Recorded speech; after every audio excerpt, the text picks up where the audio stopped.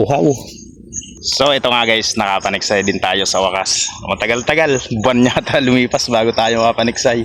So, medyo busy lang. Araw-araw kahit na linggo may pasok tayo. So andito na ako guys sa spot. Tara, samahan nyo ako. Huli tayo ng pang-ihaw. Baka sakali makadalawa o kahit isang piraso lang. Ito pa rin yung gamit natin. Sana tumama tayo. Matagal hindi nakakalabit. Ito na tayo guys. Andyan na tayo sa spot. Ayan. Yun, nakaset up na tayo guys. Siyempre malayo yung putukan natin at matagal naka-stack yung erga natin. Karga muna tayo ng CO2 para sigurado kung sakaling malayo-layo yung magpakita, abutan natin. Matagal naka-stack yung erga natin. Uhaw. Yeah.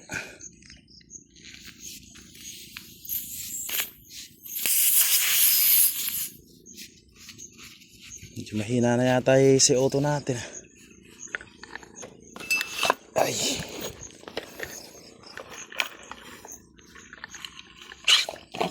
Sana makahuli tayo pang ulam lang.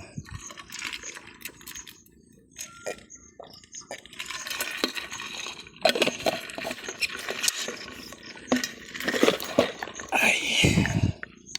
Medyo mataas pwesto ko. Para makita ko guys yung andun sa malayo, yung sa gitna na yun. Siguro mga 25 meters. Pero kayang-kaya yan.